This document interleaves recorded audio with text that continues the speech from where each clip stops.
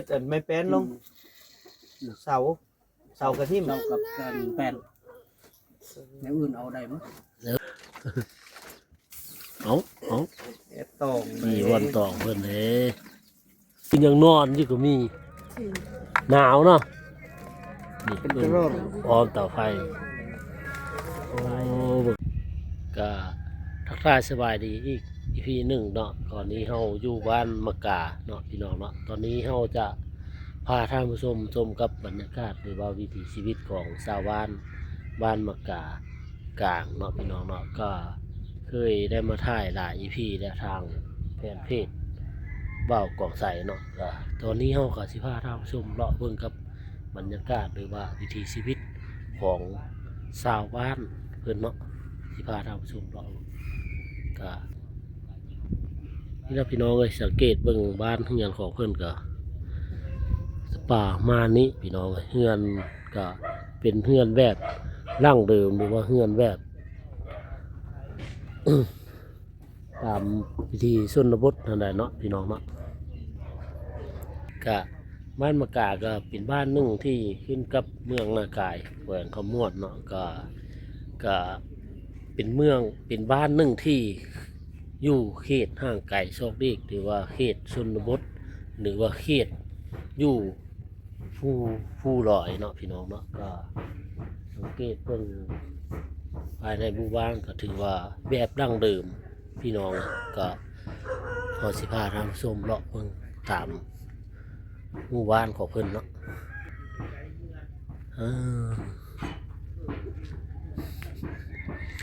ให้ท่านผู้ชมได้สังเกตเบิ่งเงื่อนของเพิ่นเลยเนาะว่าจะตัวลายเพิ่นจะมักใช้ใบคอมุงแล้วก็ผากระแทะพี่น้องเนาะก็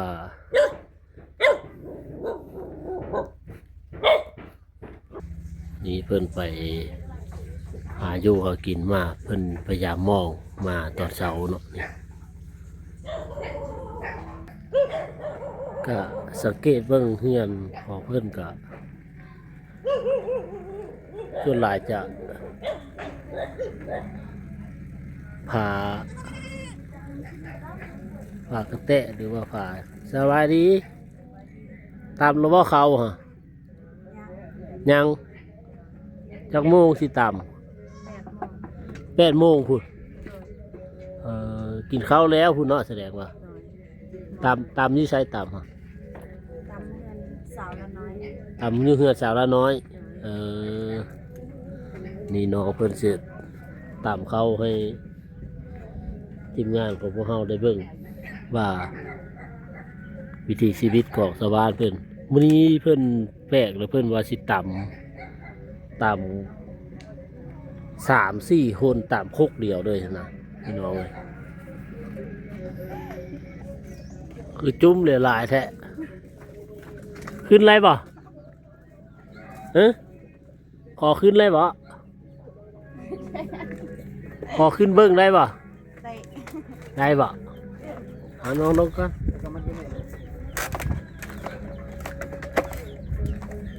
อนุญาตเด้อโอ้ยผู้ว่าน้อยโอ้คือยังนอนอยู่ก็มีหนาวเนาะนี่ เป็น เพิ่ ก น ระโดด ออมเตาไฟโอ้เบิ่งน้องดีเพิ่นแต่งตัวสิไปใส่เด้ ทำไม โอ้ย เนี่ย ยังทุกตาเดียวนี่ กูได้นอนอยู่ฮะ อายเนาะ เออ เราเป็นไก่ เราประสบาย เดี๋ยวทำไมมาตาดู เรากินยาแล้วบ่สะเราประสบายเรากินยาละเออ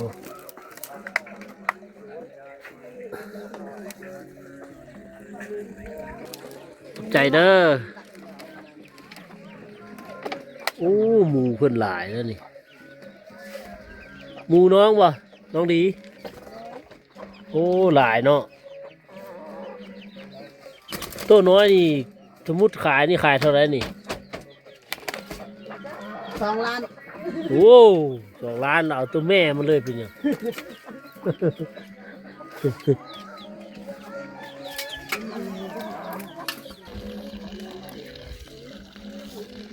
อ้จุดนี้เพิ่นยังบ่ทันตั้งอันนั้นเนาะจุดนี้โอ้เพิ่นสิเพิ่น มาดูอาชีพถ่ายรูป เพิ่นไปซื้อ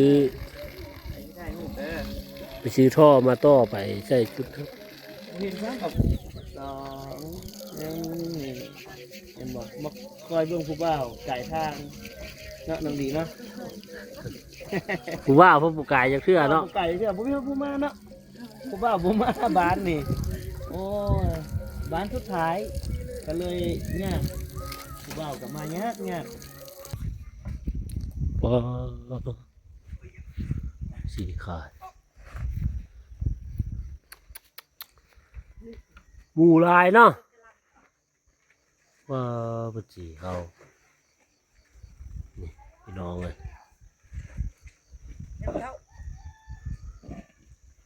หมดบ้านเลยว่ามาสีเขานี่ จ้า โอ้จ้างบ่ ก็ได้จ้างแล้ว เออหมู่เพิ่นหลายเนาะหมู่เจ้าของสีเนาะบ่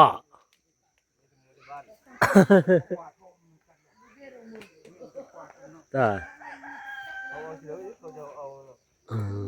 เพิ่นเบาบ่เป็นหมู่เพิ่นได้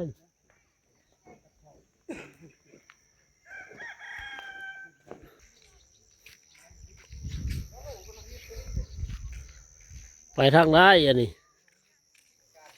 ไปเอาเข้า เข้าไปสีเนาะก็วิถีชีวิตของบ้านนี้ก็แบบร่างเดิมไม่ดีพี่น้องเลยโอ้สีเขาเพิ่นก็ยังบลาย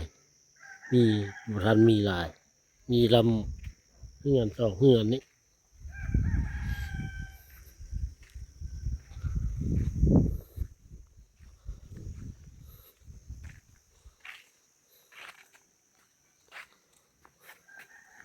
สวัสดีน้องชื่ออย่างโอ้ยคืออายแท้เอาไปเจ้า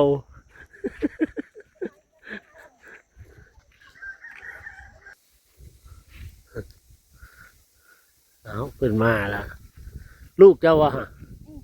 โอ้เป็นแบกเขาวะ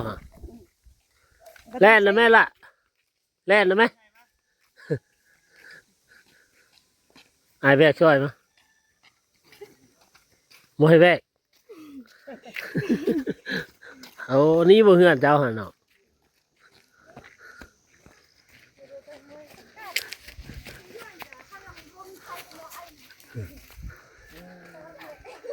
มืดแล้ววะมืดแล้วเขาฮะ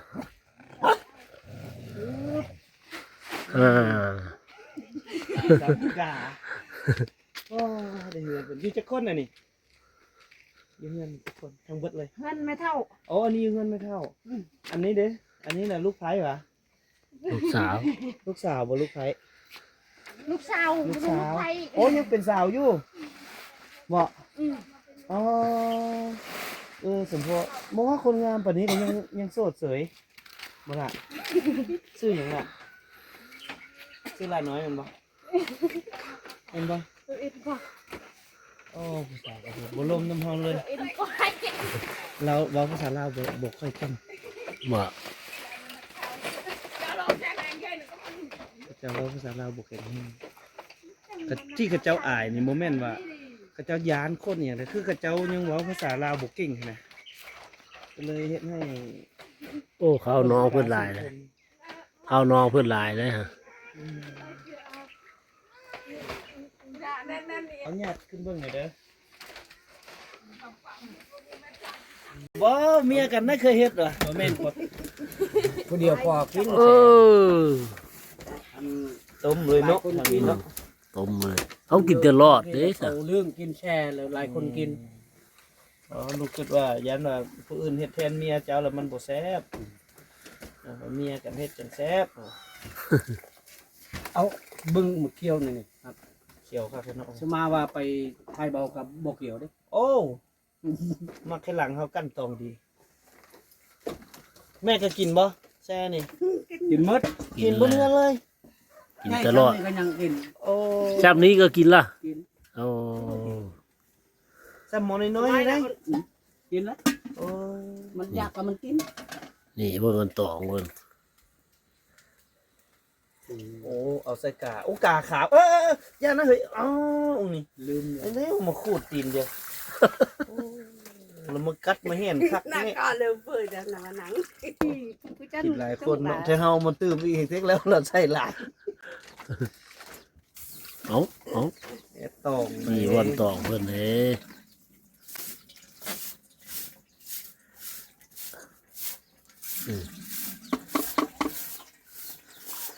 ลายเฮือนเขาบ่เฮ็ดเลยมีแต่ต้มเอาไปข้านต ต้มบ่เลยเนาะต้ม ำต้ม แน่ คันต้มโดนๆเนาะ ต้มละลม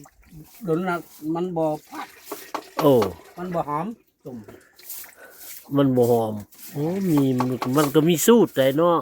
ตำเฮ็ดเคี่ยวเนี่ยนะมันหอมปาดได้ เจ้าก็คันเมียบ่เฮ็ดให้ก็ยันแล้วแหละยันเลยต้มอยู่ เนาะตำให้ ต้มก็ต้มตำก็ต เนาะ ำมักกินอะไรเฮ็ดเนี่ยนะ คือพี่น้องอยู่ในของเขตนี่เขาเจ้ามักกินแชร์เนาะแต่ว่าอยู่สายน้ำเทินนี่เขาเจ้ายังใส่กระบังต่ำ ตำกับบังเขานั่น เขาเจ้าต่ำกระบัง แต่ทางนี้บ่ได้สนมีเมียต่ำให้อยู่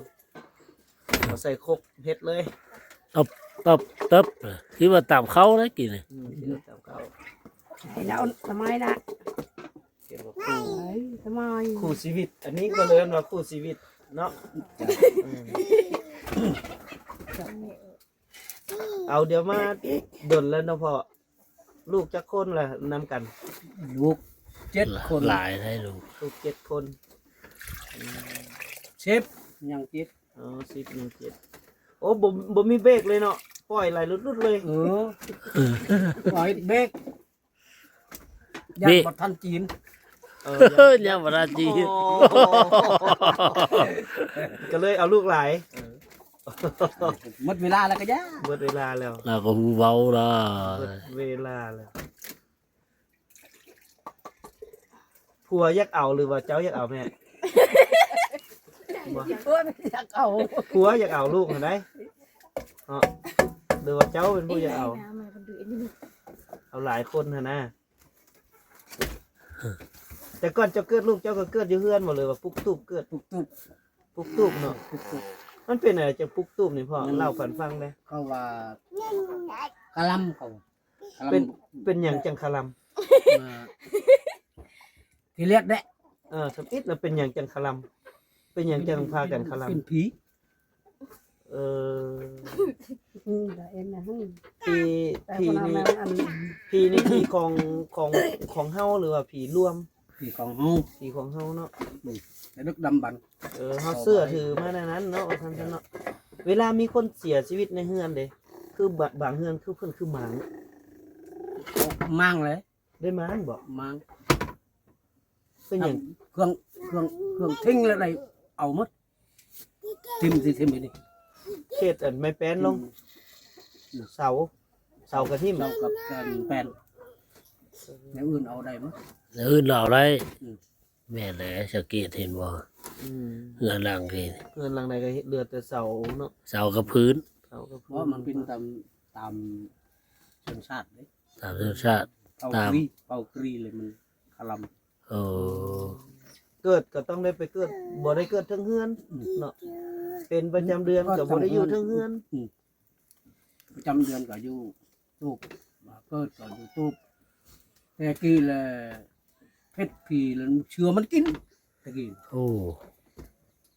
เพชรแล้ว คัน เชื้อมัน คัน กิน ให้พิษแล้ว มันเอาไปเลย โอ้ ตะกี้นี่เดี๋ยวนี้เชื้อบ่กินหักมันเป็นแนวอื่นมันเป็นเจ็บเป็นไข้เป็น เชื่อยัน แป้วเป็นงูขบ เอาต้องเลยเฮ็ดคือเก่าเดี๋ยวนี้เนาะ เฮ็ดคือเก่า เออ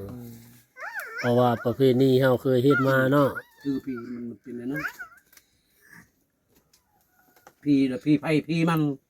อืมแต่ก็คือได้เฮ็ด จีนมีผีบอก คือกันหมด มีเขาก็มี มีคือ เขาก็ กั บูชาน คือกัน เขาก็มีกุดจีนกุดหยังเด้ เขาก็ไหว้เขาก็อันนั้นคือกันจีน นุกกินข้าวเลยบ่สิกินน้ำนี่บ่ สิท่ากินน้ำน้ำเจ้านี่เด้ไหว้เนี่ยแต่เฮาท่ากินน้ำเจ้าได้ กิน อ้าวหมอแมวนี่แม่นได้นี่คือว่าเอาน้อยเอาเด้อ นี่เห็นบ่สิตีเพิ่นนี่ เอาให้เราก่อน นี่เบิ่งนั่นนี่สิตีเพิ่นนี่เพิ่นป้องกันตัวเองสู้ ให้ดิ โอ้ขอบใจขอบใจ ลองมึง จง บ่เมาติ เขาเบ็ดหมด กินหลายก็หักเทรอบ่ได้กินข้าวบ่ได้ เมาเด้บ่ลืมเมาเด้ น้อยๆได้อยู่เนาะ กินหลายบ่ได้ยังบ่ทันกินข้าวน่ะ บ่ทันกินข้าว เคยแล้วบ่ทันกินข้าวหรืออัดฮะหักออกเลย เมา แม่น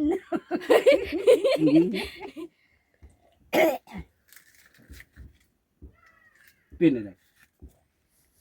ฟาด ปัด ขา โอ้แม่แต่เด็กน้อยซั่นก็กินล่ะ กิน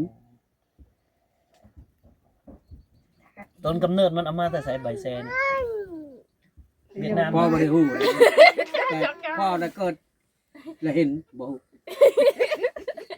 อยู่นำเฮากรีนั่น แล้วคือสามีพ่อเกิดมาก็เห็นต้นมาแล้วเหมือนกัน เอาครีมมัก เบื่อเวนปิดตา พ่อแม่ก็ปลูก เข้าหน่อยนะ ปลูกเอาไว้ ที่จริงนะพี่น้องเลยต้นใบแช่นี่ลักๆแล้วมันมาจากเวียดนาม แม่น แม่น มาจากเวียดนาม ชิมมึง แล้ว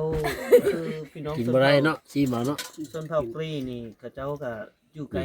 กับเวียดนามก็อาจจะได้วัฒนธรรม เขียวโยนเดี๋ยวปานคอลอฟิว วัฒนธรรมการกินของเวียดนาม คอลอฟิวของวิน ประเพณีวัฒนธรรมของเขา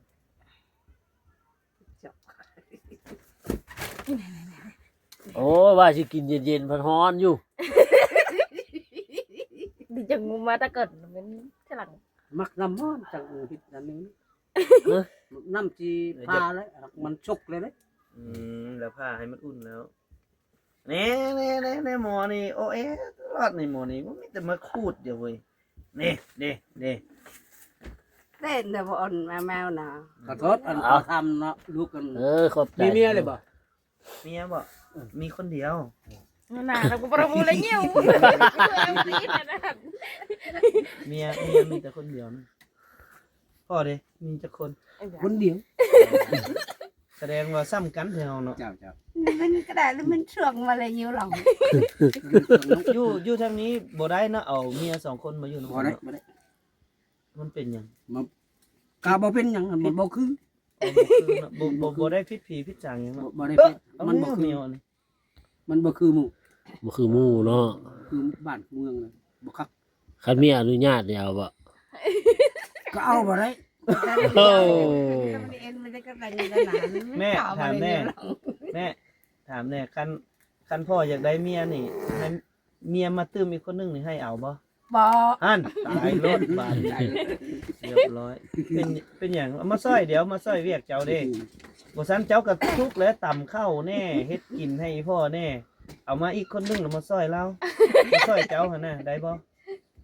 บ่ได้ บ่ได้เนาะทุกอย่างแม่สิเฮ็ดเองเบิดเนาะเฮ็ดให้พ่อเนาะน่ะบ่ได้เด้อ ลูกชายผู้ไปสู้เมียก็ยังอยู่พุ่นบ่ แมว คนแล้ว อยู่นาวาพุ่นบ่ อ้าวแมวอันนี้มันเฮ็ดหยังวะกับเฮานี่บ่ มันอยากยอกเลยนี่ฮะเห็นบอกมันยอกเลย มันดู